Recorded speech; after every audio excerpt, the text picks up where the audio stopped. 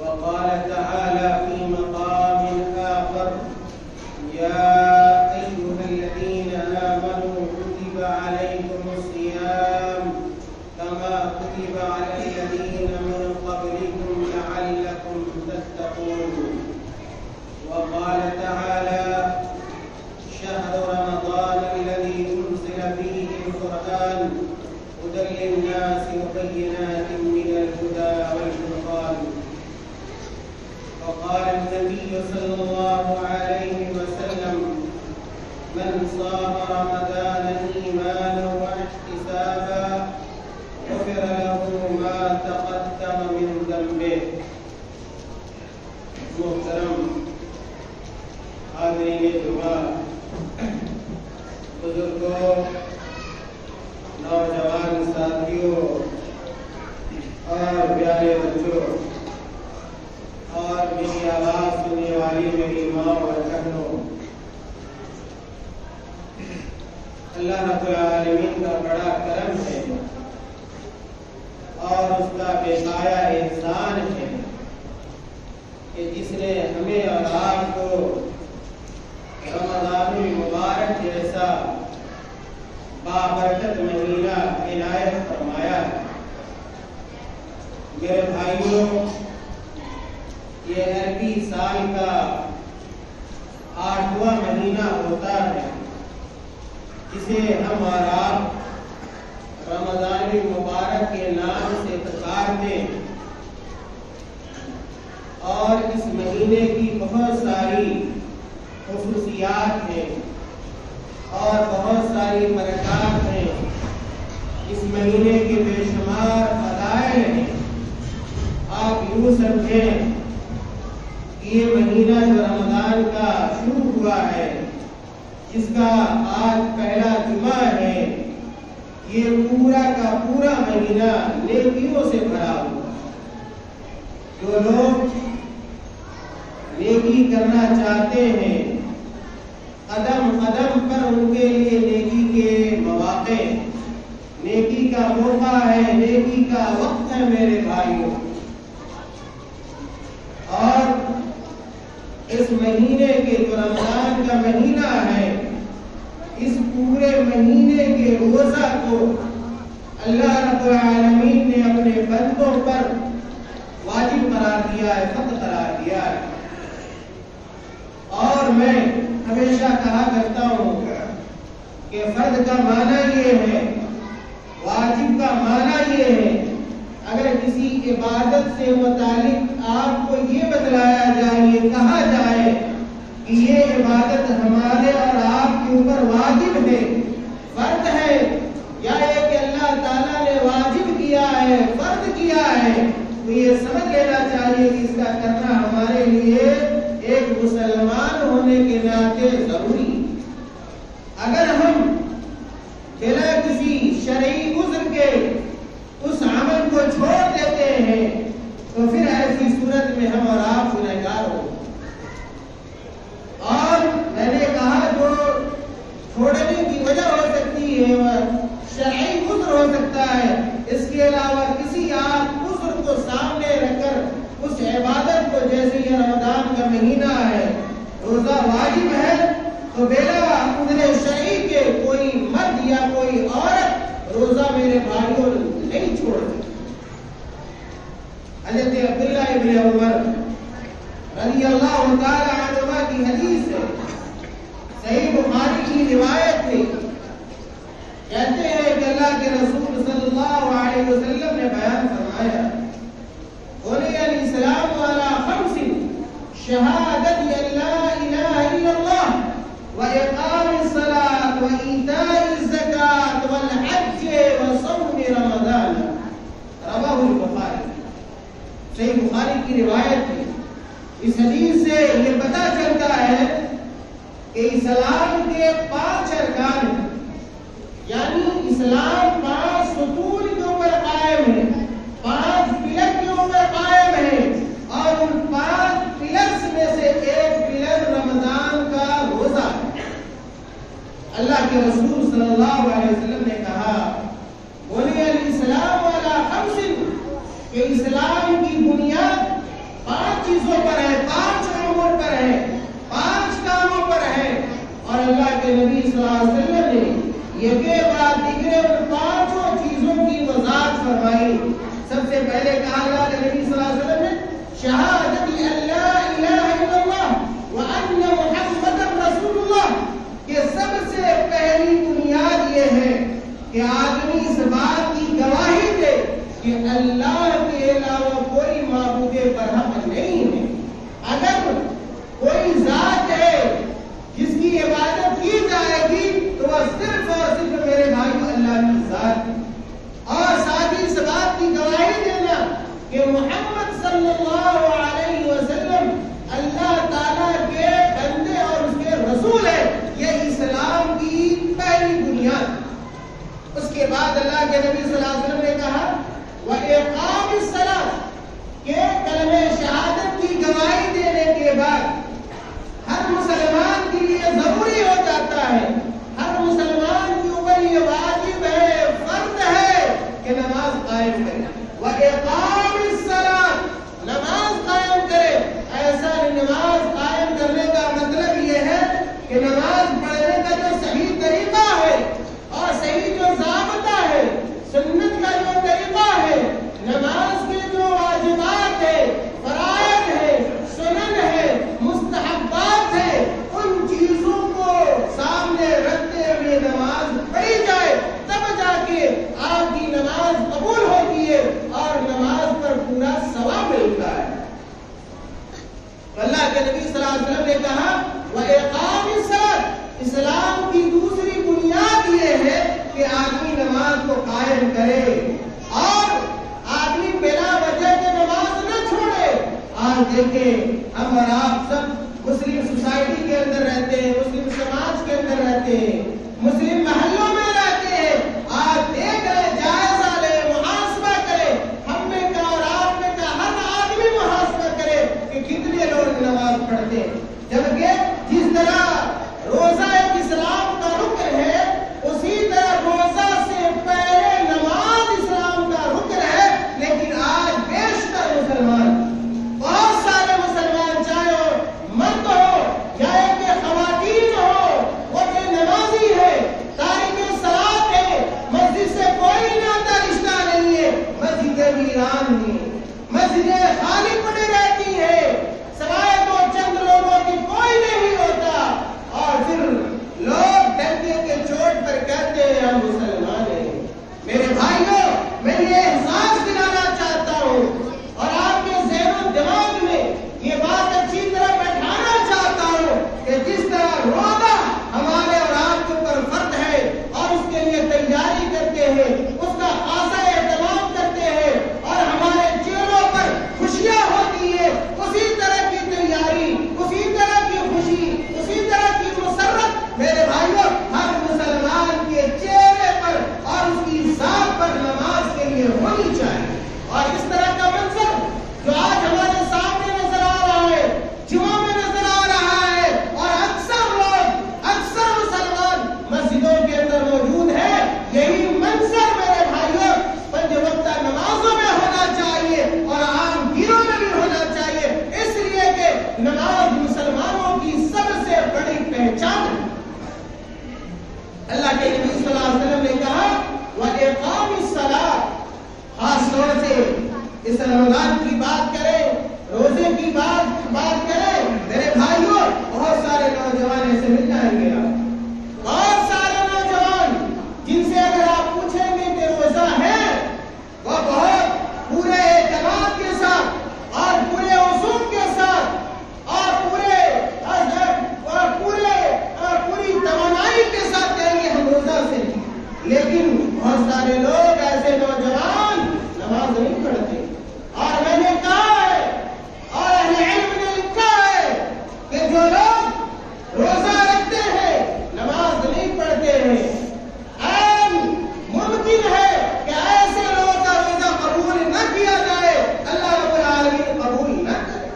اس لیے اگر آپ روزہ رکھ رہے ہیں بڑی اچھی بات ہے، رکھنا چاہیے، اور واجبات اسلام میں سے ایک واجب روزہ ہے، اس میں کوئی شک اور شبہ کی گنجائش نہیں ہے، لیکن اس سے بھی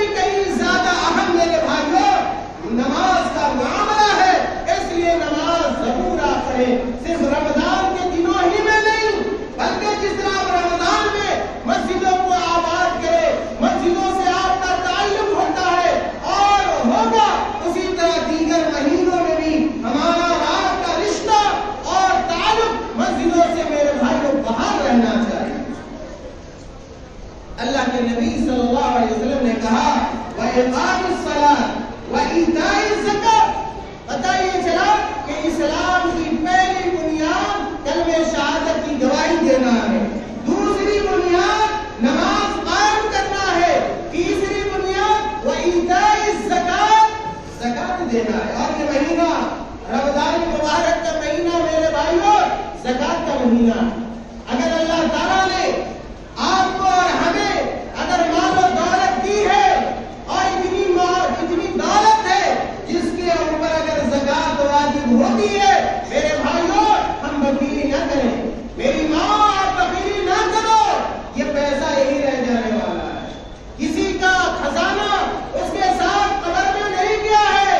آپ دل کھول کر آپ دونوں ہاتھوں سے خرچ کرو، رمضان کے مہینے کو آپ زکات کا مہینہ بناؤ، آپ صدقہ کا مہینہ بناؤ، آپ خیرات کا مہینہ بناؤ، آپ غریبوں کی مدد کرو، محتاجوں کی مدد کرو، ننگوں کو کپڑا پہناؤ، یتیموں کے ہاتھ میں سر رکھو۔ میرے بھائیوں انہی امور کی دعوت دیتا یہ مہینہ ہے۔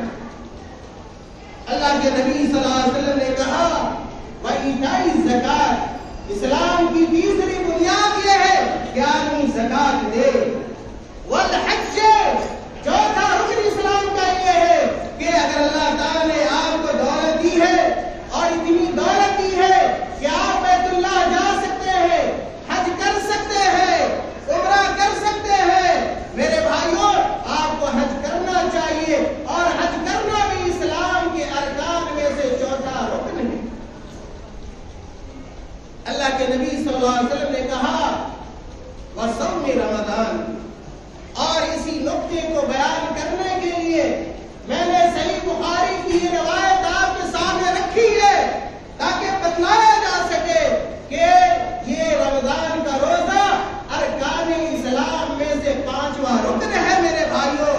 اور اگر آپ تندرست و توانا ہے، صحت مند ہے اور آپ عاقل اور بالغ ہے تو آپ کے اوپر روزہ واجب ہے۔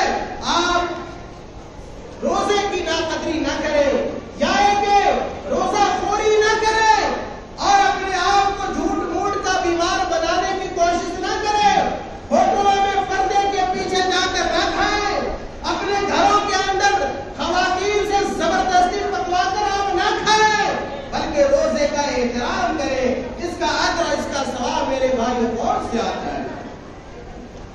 اسی طرح اللہ کے رسول صلی اللہ علیہ وسلم نے اپنی بہت ساری حدیثوں کے اندر رمضان کے روزے کی فضیلت بیان کی ہے۔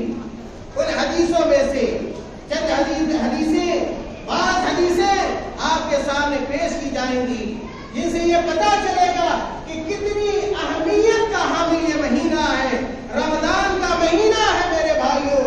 اللہ کے رسول صلی اللہ علیہ وسلم نے بیان فرمایا، صحیح بخاری کی روایت ہے، حضرت ابو ہریرہ رضی اللہ تعالیٰ عنہ اس حدیث کے راوی یہ بیان کرتے ہیں، اللہ کے رسول صلی اللہ علیہ وسلم نے بیان فرمایا اذا جاء رمضان فتحت ابواب الجنہ وغلقت ابواب النار وصفدت الشیاطین، رواه البخاری۔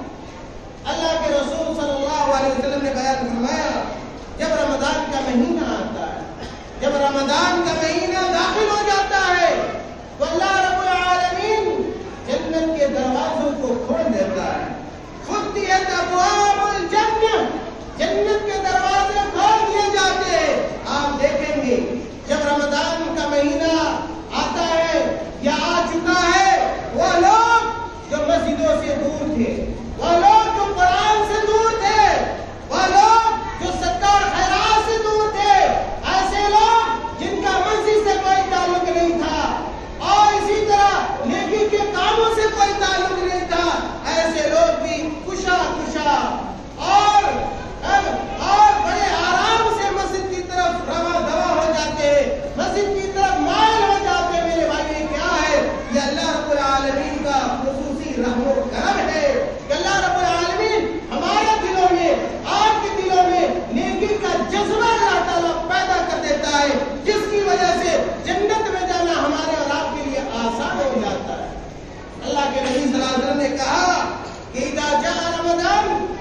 وفتحت ابواب الجنہ وغلقت ابواب النار، اور جہنم کے دروازے بند ہو جاتے ہیں۔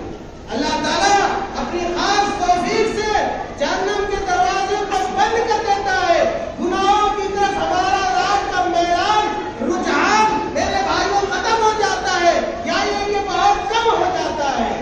اور اللہ کے نبی صلی اللہ علیہ وسلم نے بیان فرمایا وَصُفِّدَتْ الشَّيَاطِينُ، جب رمضان کا مہینہ آتا ہے اللہ تعالیٰ شیطانوں کو جکڑ دیتا ہے، شیطانوں کو مار دیتا ہے۔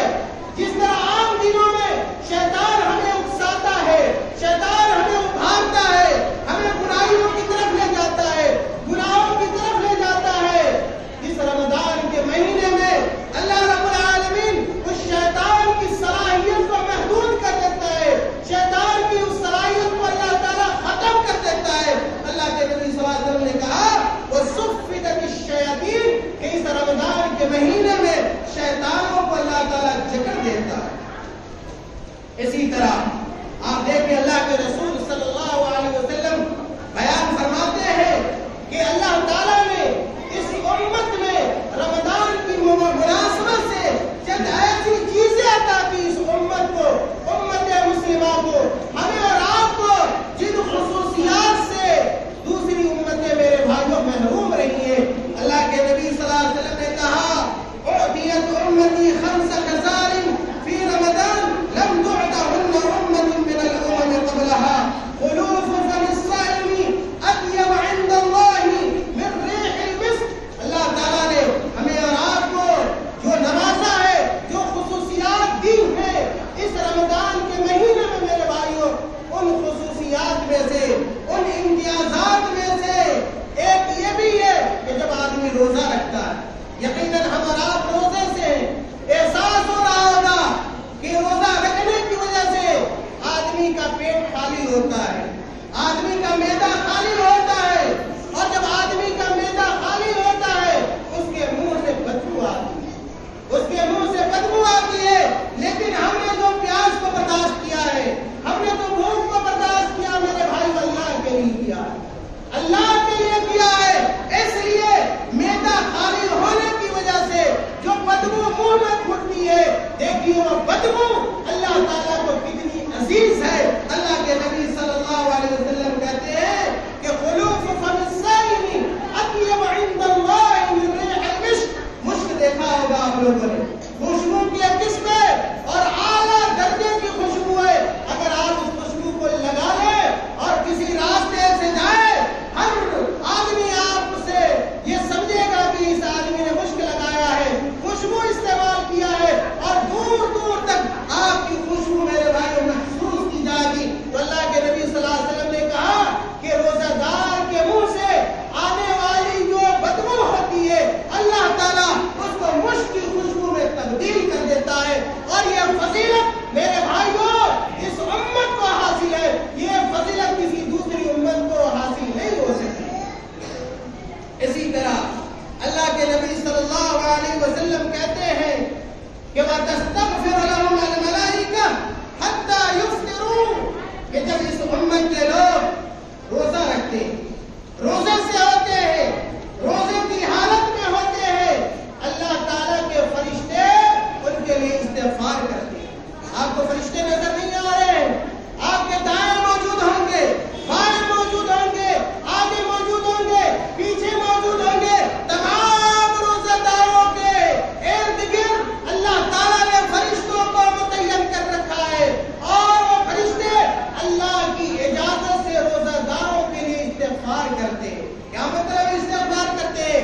وہ فرشتے کہتے ہیں اے اللہ اس روزے دار کو معاف فرما دے، اس کے گناہوں کو بخش دے، اس کے سیئات کو حسنات میں تبدیل کر دے۔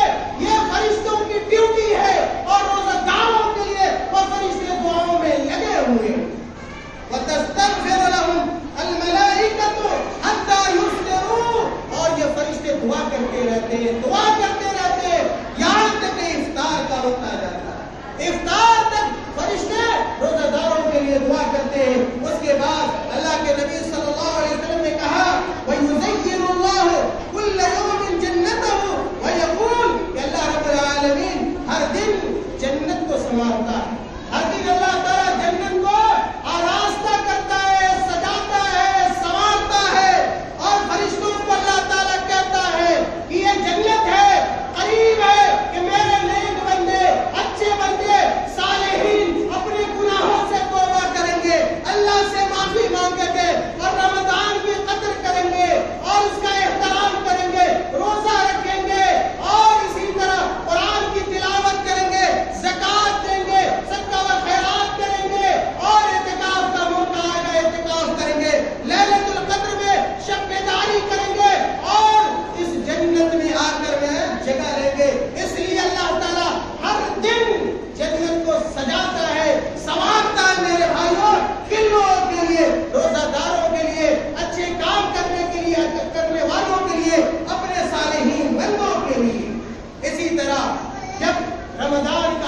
دن ہوتا ہے میرے بھائیوں.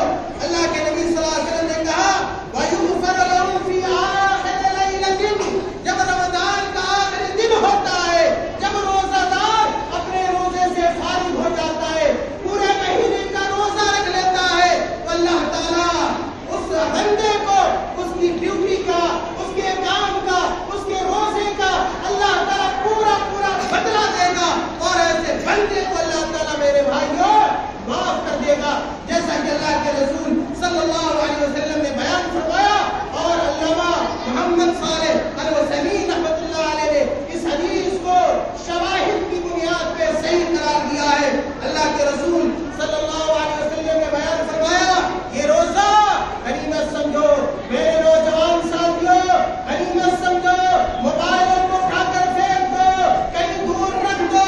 تمہارا ناتا رشتہ موبائلوں سے نہیں ہونا چاہیے، اللہ کی کتاب سے ہونا چاہیے. موبائل بھی رکھو تو اس میں قرآن پڑھو اور قرآن کے ترجمے پڑھو، قرآن کی تفسیر پڑھو. اس رمضان کے مہینے کو اللہ کی یاد سے معمور کرو، صدقہ و خیرات سے معمور کرو، روزہ سے معمور کرو، نیکی کے کاموں سے معمور کرو. گناہوں کی طرف ذرہ برابر التفات نہیں ہونا چاہیے، گناہوں کی طرف میدان نہیں ہونا چاہیے. پتہ نہیں اللہ تعالیٰ نے یہ جو رمضان ہمیں اور آپ کو عطا کیا ہے، آئندہ سال اگلے سال ہمیں نصیب ہو سکے یا نہ ہو سکے. بہت سارے ہمارے چچا رہے ہوں گے، ہمارے دادا رہے ہوں گے، ہمارے بھائی رہے ہوں گے، گزشتہ سالوں میں ان کی آمد مسجد میں ہوا کرتی تھی، آج ہماری نگاہیں ان کو نہیں دیکھ پا رہی ہے. پتہ نہیں آئندہ سال ہمارا بھی شمار ایسے ہی لوگوں میں ہو. اس لیے اللہ کے نبی صلی اللہ علیہ وسلم نے کہا کہ ایک رمضان کو دوسرے رمضان میں غنیمت سمجھو. جو غلطیاں ہوئی ہیں، جو گناہ ہوا ہے اور جو برائیاں ہوئی ہیں، اللہ کے واسطے صدق دل سے اللہ سے تائب ہو جاؤ. یہ توبہ کا مہینہ ہے، اللہ تعالیٰ توبہ کو پسند کرتا ہے. اور عہد کرو، اور عہد مسمم ہونا چاہیے، پکا وعدہ ہونا چاہیے کہ جب تک ہم اس دنیا میں زندہ رہیں گے، اللہ رب العالمین کے احکام و فرامین پر عمل پیدا رہیں گے. اور جو یہ مبارک مہینہ رمضان کا شروع ہوا ہے، جس طرح توانائی آج ہمارے اندر ہے، پہلے روزہ کو ہے، یہی توانائی، یہی اسپرٹ اور یہی روحانیت، یہی جذبہ اور یہی شوق رمضان کے آخری دن تک ہمارے اور آپ کے اندر باقی رہے گا. اگر یہ عزم پیدا کر لے میرے بھائیوں، اللہ کے نبی صلی اللہ علیہ وسلم کا وعدہ برحق ہے. اللہ کے نبی صلی اللہ علیہ وسلم نے کہا من صام رمضان ایمانا واحتسابا غفر له ما تقدم من ذنبه. کہ جو آدمی ایمان کے ساتھ اور اللہ رب العالمین کے اجر کی امید سے روزہ رکھتا ہے، اللہ تعالیٰ اس کے تمام چھوٹے چھوٹے گناہوں کو، چھوٹی چھوٹی برائیوں کو اللہ تعالیٰ معاف فرما دیتا ہے. اللہ تعالیٰ سے دعا ہے کہ اللہ تعالیٰ ہمیں اور آپ کو نیک اعمال کی توفیق عطا فرمائے. اللہ تعالیٰ اس بابرکت مہینے کا روزہ رکھنے کی توفیق عطا فرما دے. اللہ تعالیٰ اس مبارک مہینے میں زیادہ سے زیادہ قرآن کی تلاوت کرنے کی توفیق عطا فرما دے. اللہ تعالیٰ ہمیں اور آپ کو سچ و خیرات کی توفیق عطا فرمائے. اللہ تعالیٰ ہمیں تراویح پڑھنے کی توفیق عطا فرما دے. اللہ تعالیٰ ہمارے اور آپ کے جملہ عبادتوں کو قبول فرما لے. اللہ تعالیٰ ہمارے گناہوں کو معاف فرما دے. اللہ تعالیٰ ہمارے توبہ کو قبول فرما لے. آمین. وآخر دعوانا